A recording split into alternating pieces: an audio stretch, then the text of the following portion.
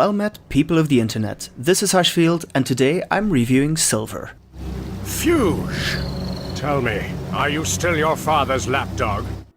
Now, Silver is a very well-crafted RPG experience, and it has some very unique mechanics, especially the controls. So the combat system is sort of a hack and slash type of thing, and you know, your input, the mouse movements, they really dictate the type of moves you can perform in game. And you really have this very detailed control over the combat. Like, you can micromanage 4 or 5 different sword moves, and you know, that's even before counting the special moves that are available to you. There's also lots of different types of magic, and some of the basic physics in the game are still very fun. Like, you can dodge projectiles, and enemy projectiles can kill other enemies, you know, if you time your dodges right, which is pretty cool. And overall, you know, the gameplay, it's sort of this classic RPG gameplay, combining quests and combat with the occasional puzzle, you know, but it's just it's a really well-crafted game. At times, combat tends to be a bit easy, and while the boss fights, you know, they ramp it up a little bit, I'd say that they're not that much harder. So overall, the difficulty of the game is probably a bit on the low side. The graphics are also really quite interesting in that the game combines this sort of pre-rendered environmental backdrop with low-poly 3D models for both the players, the NPCs, and the enemies.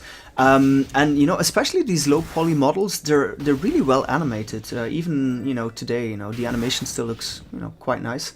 But I mean, the backdrops, the environments, they're stunning. Especially when the game came out, it really felt like it was, you know, years ahead of the competition.